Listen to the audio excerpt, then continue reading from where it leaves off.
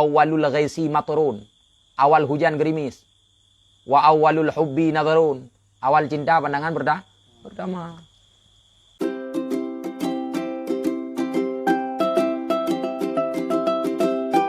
Jika tidak engkau jaga akan penglihatan engkau. Menyetekudi hana tak jaga penglihatan.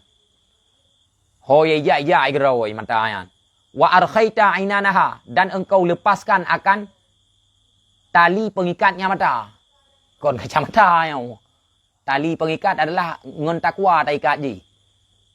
Kon tatup ngan situ agi lumau tahu lam pasai hoy yang taja aju tengok tapok apa yang nak mana. Menyetekudi hana tak jaga mata dan hana tak jaga talo pengikat mata iaitu takwa. Tak perlu haju. Tanzuru ila ma la ya'nika. Niscaya engkau lihat kepada barang yang tidak penting yang barakan engkau. Menyetekudi hana tak jaga ru tak kalon pu yang galak. Itu yang napi tepo-tepo. Nyamnya urang ya ke Allah. Nya ko macam na wape wate ge gese pu yang gese pu lam TikTok. Senet ge gese. Menyoyo ke Allah wate lewat yang kon bagah wate ke tarik. Nyo kon yang ka lewat ke tarik tu.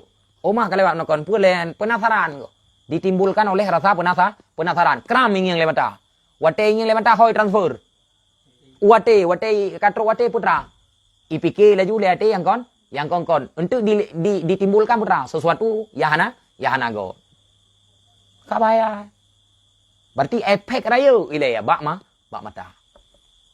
Maka urung-urung yang buta dari dasar gebi buta oleh Allah Taala, beda fikir hana God urungnya ngan katanya. Siapa tangnya? Maka punya haid tak jaga beda fikir ri. Mesti HP nya haid tak jaganya beda fikir ri. Pursih tajuk sikin bak perampok. Itop ruru.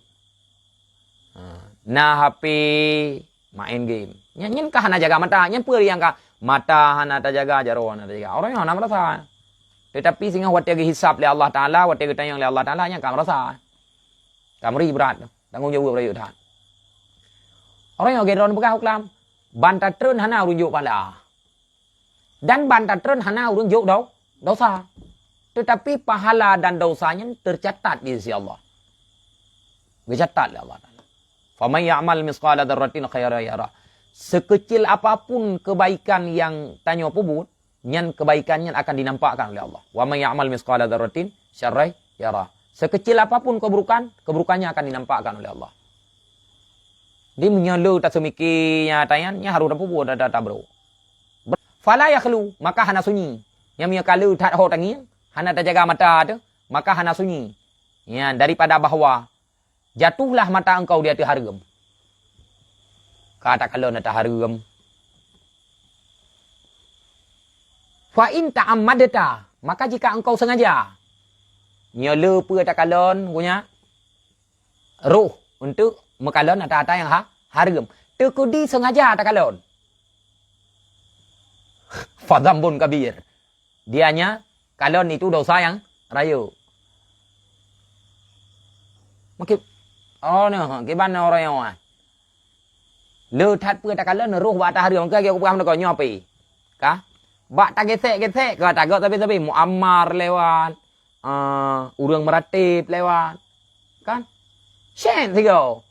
Kalau lewat yang kau karuh bak ta hari.